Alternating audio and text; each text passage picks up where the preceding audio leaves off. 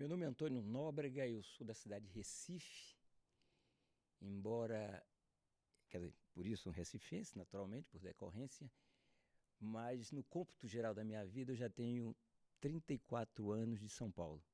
Eles já se sobrepõem aos 30 de Recife, de maneira que daqui a pouco eu me sentirei mais paulista, né, do que pernambucano.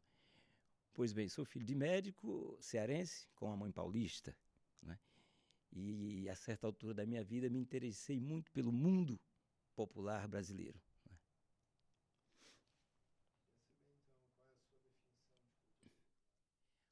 Olha, mais do que uma definição sobre cultura popular, eu prefiro apresentar um conceito. E o conceito que eu tenho dela é que se trata de uma linha de tempo cultural, a linha de tempo cultural popular, que tem uma ascendência diferente daquela outra que poderíamos chamar da linha de tempo cultural europeia ou ocidental. Enquanto que essa segunda é tributária de conteúdos greco-latinos, cristãos, judaicos, né, bárbaros. A outra, ela tem uma ascendência em conteúdos que vêm da África, que vêm das povoações primevas no Brasil, né, os índios, e também das classes subalternas portuguesas. Essa linha de tempo cultural popular, ela sempre foi marginal, periférica, subalterna e sempre tangenciou a outra, né? E sempre também esteve condicionada aos estratos populares da sociedade brasileira. Bem, a cultura popular brasileira, quando a gente fala dela, a gente sempre tem uma tendência a localizá-la no Nordeste, né? A gente nunca deve se esquecer que a máquina brasileira, a máquina do Brasil, começa no Nordeste, né? Isso quer dizer que todos os nossos processos socioeconômicos começaram lá, né? A máquina produtiva começou lá. Quando a máquina produtiva começa, ela solicita mão de obra. E a mão de obra escrava que chega ao Brasil, já na segunda metade, né, do 16, do século XVI, ela traz também um mundo matricial, um mundo simbólico, né, e também um mundo material. E é desse encontro de matrizes africanas com as indígenas e com as portuguesas que vai começar, então, a máquina cultural a se produzir. Então, o Brasil começa culturalmente, quer dizer, socioeconomicamente, naquela região. Então, era natural, portanto, que se o material simbólico, cantos, danças, ritmos, poesias, evolucionassem mais rapidamente do que em outras regiões do Brasil, né? E a gente nunca deve esquecer que quando a gente fala de Pernambuco, a gente deve falar de uma grande capitania, né? Eu não me recordo agora se você me falou, se referiu a Nordeste ou Pernambuco na sua pergunta. Nordeste, pois bem. Então eu me refiro a Pernambuco mais especificamente, mais para frente, mas o Nordeste, aquela grande área, não é, dentro da qual está presente Bahia, Pernambuco, Alagoas, Rio Grande do Norte, até ali o Maranhão. Então ela teve na extração canavieira o seu primeiro grande ciclo econômico e porventura o mais forte, né? Então a mão de obra, quer dizer, que é levada para a construção dessa máquina produtiva é semelhante àquela também que produziu insumos culturais.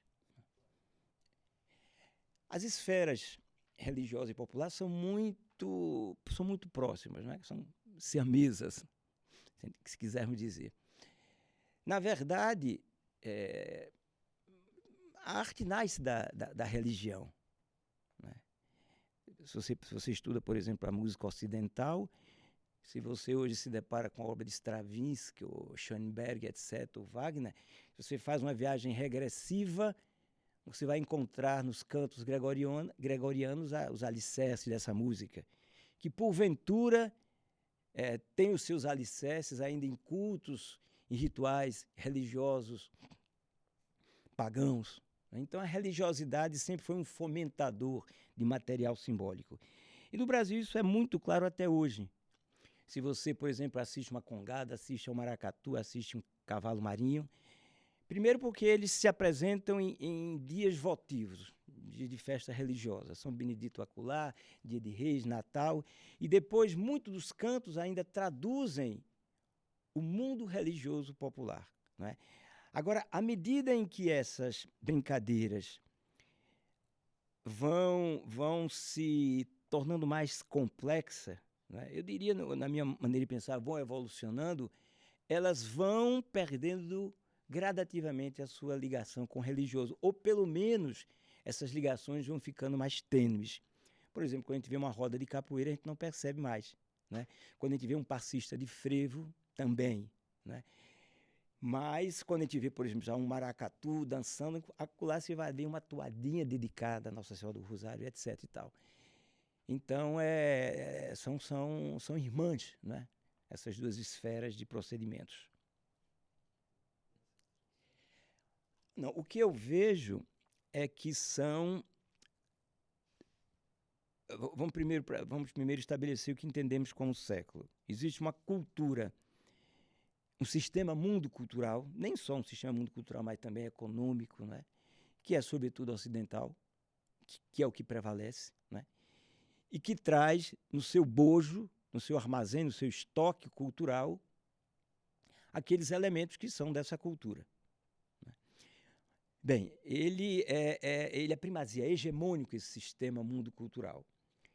As nações mais jovens, como a nossa, como o Brasil, elas, além de compartilharem desse mundo civilizacional, eles têm outro, que não foram ainda devidamente, cujas matrizes, cujo material, cujos conteúdos ainda não vieram à tona completamente, né?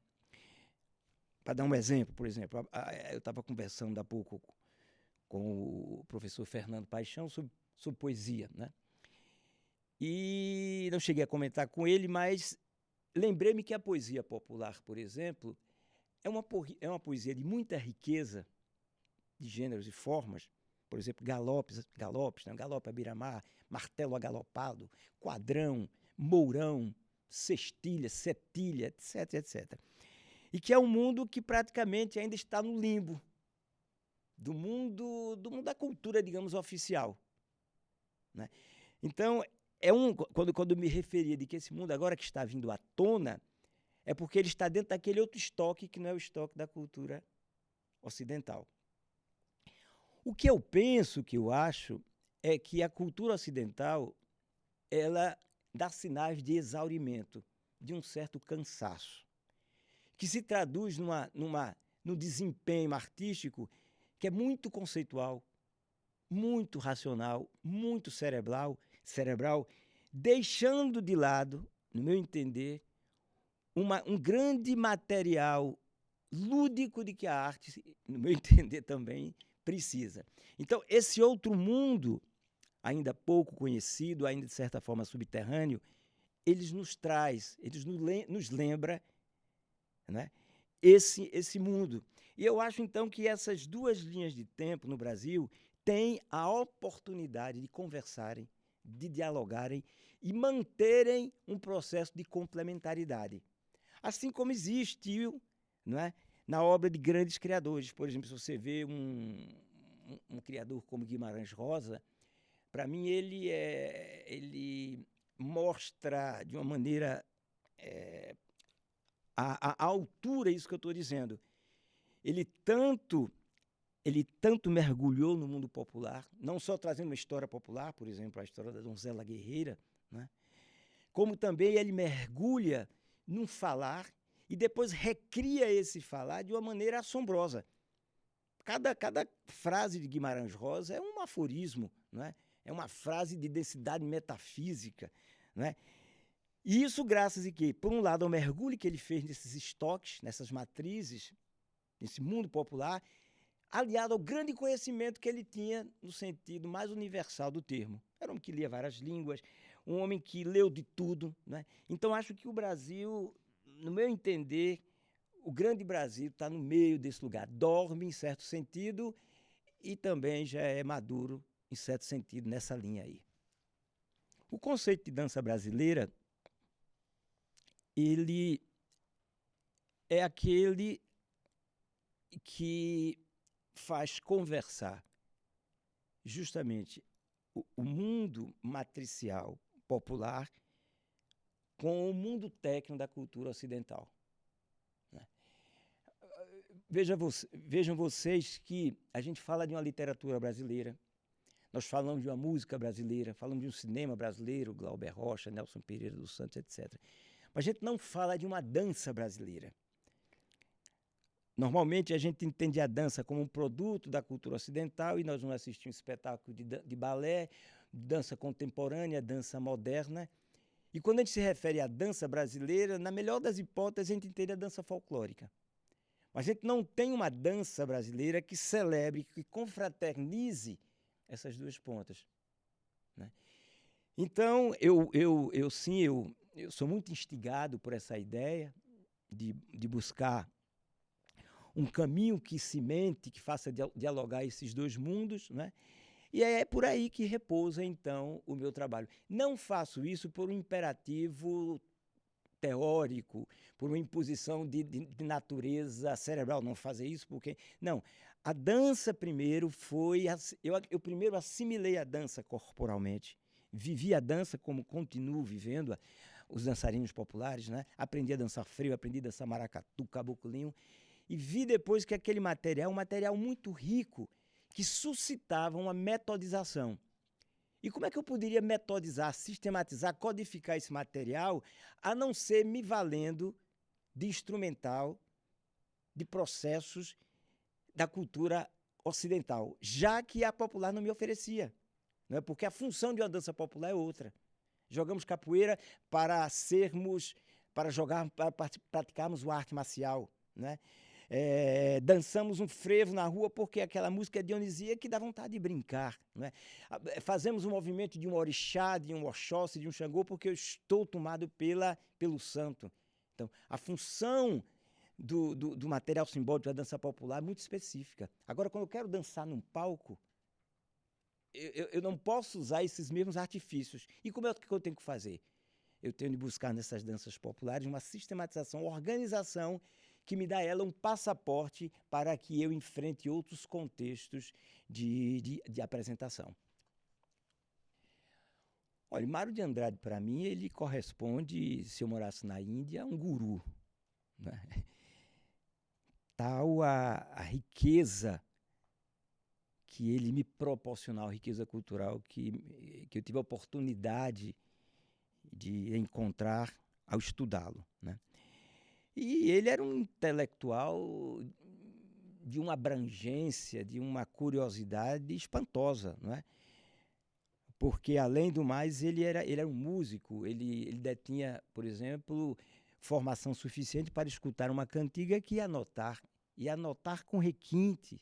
Não é? Para ele não bastava, por exemplo, os signos da caligrafia ocidental, ele buscava mais alguns outros para poder traduzir aquilo que ele ouvia, ou seja, a especificidade do canto popular. Né?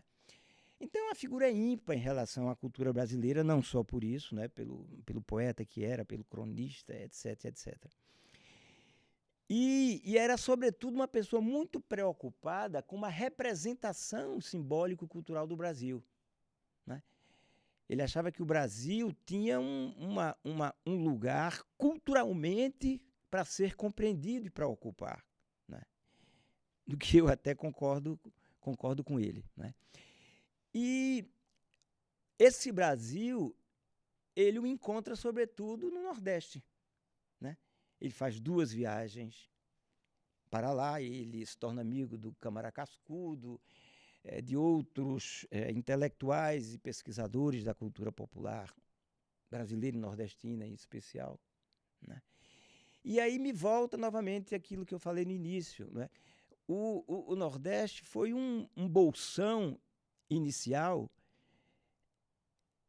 foi o lugar onde a experiência brasileira foi se plataformizando, para usar uma palavra aqui inventada, né?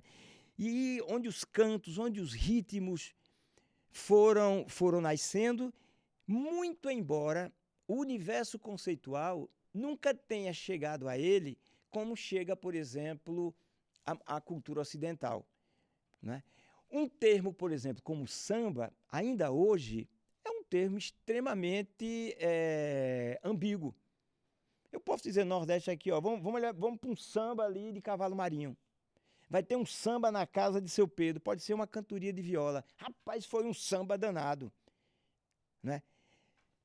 Mas a gente aqui no Sudeste, principalmente, a gente entende o samba como um gênero específico, né?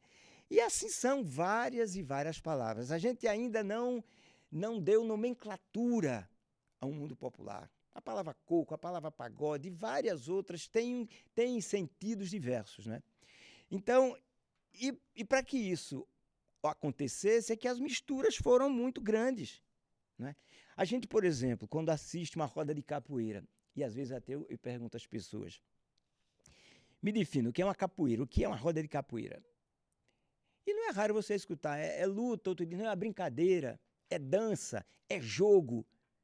E é uma maravilha você escutar isso, porque mostra a riqueza de uma manifestação, não é? Quando você vê um cara lutando boxe, você não tem dúvida, aquilo é uma luta marcial, aquilo é briga.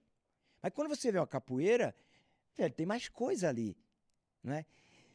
Primeiro, tem até música tocando, é uma coisa esquisita, né? É uma luta que só se realiza com música tocando, né? Gente batendo, né? Então essa característica brasileira foi uma coisa que sempre encantou Amaro de Andrade, né? E que naturalmente, para que houvesse manifestações como a capoeira, para que houvesse manifestações, por exemplo, como eu citei há pouco, da poesia popular, tinha que haver trânsitos diversos, né? Agora, que o povo sempre soube fazer foi catalisar. Parece que aquilo tudo que ele vem um liquidificador, e quando sai aqui, sai uma coisa que a gente diz, olha, isso é diferente de tudo isso, é igual, né? Isso a gente pode dizer, essa é a coisinha brasileira, né? É o nosso olharzinho, é a nossa maneira de se andar, né? E só quem sabe fazer mesmo, quem tem conseguido fazer é o povo. Olha, eu vou ser refratário à questão, e eu acho que não existe, viu, essas diferenças tão acentuadas, não. Muito pelo contrário. E eu repito aquilo que eu comecei a falar, que a gente nunca deve esquecer que existe um Pernambuco até 1817 e o novo Pernambuco, menor, né, que vem posteriormente a partir depois da insurreição pernambucana. Então esse grande Pernambuco, que na verdade foi uma grande zona canavieira, tem uma cultura que praticamente é a mesma, com dialetos aqui e acolá diferentes. Por exemplo, eu falo do batuque, né? No batuque, em Pernambuco, eu chamo de coco de roda. Eu vou ali para o Maranhão, chamo de tambor de crioula. Eu vou para o Rio Grande do Norte, chamo de coco de zambê. Mas é o mesmo batuque. As características que dão nome a um batuque são as mesmas. Se eu pego, por exemplo, a brincadeira do boi, não é? Eu posso chamar de cavalo marinho, na zona da mata pernambucana, posso chamar de bumba meu boi em Recife, posso chamar de boi de calemba no Rio Grande do Norte, posso chamar de bumba boi, mas é a mesma manifestações, como se fossem dialetos de uma grande e mesma família, né?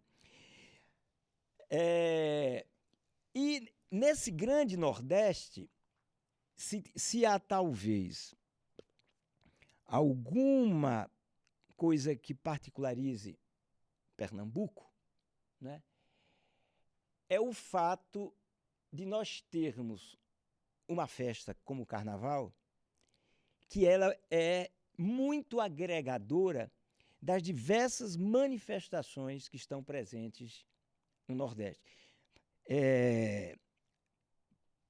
Você vê, por exemplo, na festa carnavalesca de Pernambuco, grupos como os foliões das marchas de bloco, dos grupos de bloco, né? O frevo instrumental, o frevo de rua. A gente tem grupos que trazem as tradições indígenas, como os caboclinhos, vê outros que trazem aquelas mais ligadas à presença negra, como o maracatu. Quando você vai para outras regiões, no próprio Nordeste, por exemplo, a Bahia, o carnaval da Bahia é muito um carnaval do recôncavo, é sobretudo um carnaval negro, né? São Paulo também é um carnaval da escola de samba, né? No Nordeste, em particular, em Pernambuco, há como que um carnaval mais ecumênico, né? Se podemos dizer dessa maneira, né? Onde as várias nuances, as várias coloraturas, né, do mundo cultural popular se presentificam com mais força, né? E o carnaval é o próprio retrato, é a própria radiografia dessa particularidade. O frevo é uma manifestação brasileira muito bem acabada, né? Porque ela, eu digo até na brincadeira às vezes, que mais do que uma manifestação é uma instituição cultural. Porque ela, dentro dela, ela se exterioriza através de uma música instrumental, o frevo de rua, né? Que, assim como o choro é um gênero fundador da nossa música instrumental, tem o frevo cantado, né? Também que é com orquestra de metais, e tem o frevo de bloco, né? Que tem uma outra característica. E temos no meio disso tudo o passista, o dançador de frevo. Para que uma instituição como essa pudesse se fundar, naturalmente que não foi da noite para o dia, né? Então, se a gente fizer uma viagem de regresso, a gente pode chegar até aos primeiros batuques, né, tirados, as primeiras festas diversionais e mesmo devocionais que os negros faziam nas senzalas, nos arraiais, nos terreiros, né? É a partir dessas festas, é a partir da organização dos movimentos de uma dessas que vai passando para outro, que um dia nós chegamos ao frevo. Grosseiramente falando, por exemplo, a capoeira é uma manifestação que todos nós sabemos, ou pelo menos isso é muito divulgado, que está muito próxima ao frevo. Porque quando as bandas das corporações militares saíam em Recife nos dias religiosos e mesmo no carnaval, essas bandas eram rivais entre si, né? Porque muitas delas serviam inclusive a partidos políticos. Quando essas bandas se encontravam, às vezes o cacete comia, né? O que é que faziam então os organizadores dessas bandas? Contratavam figuras de capoeiras que iam ali na frente, prontos para qualquer situação de combate, né? E esses capoeiras, enquanto a orquestra, a fanfarra se movimentava, eles não iam golpeando aqui e acolá, eles iam fazendo um pequeno movimento. Iam como que ali edulcorando, né, o movimento guerreiro, o movimento de combate. Iam fazendo passos, movimentos, né? Sendo que esses passos, esses movimentos, não eram aleatórios, não eram inventados ali. Eram homens que tinham já uma cultura corporal, alimentada por onde? Pelo terreiro que eles já assistiam, pela Ubanda, pelo Candomblé. Então é como se eles pegassem aquilo que ele tinha, aquela reserva corporal, aquele imaginário corporal, somado às coisas da capoeira, e aquilo ia criando uma nova dança, né? E aí, então, se a gente pega essas festas religiosas que esse homem participava, elas começam lá atrás, né? Começam nos velhos batuques negros, falados ainda em língua, cantados ainda em línguas africanas. Então, quer dizer, é uma história, por isso que eu gosto muito desse termo, é uma linha de tempo cultural, né, muito rica, né, e que, se a gente compreender a gente vai ver que nada disso que a gente chama de coisa folclórica, capoeira, frevo, né, pode ser visto de uma maneira menor, apequenada, discriminada. Né?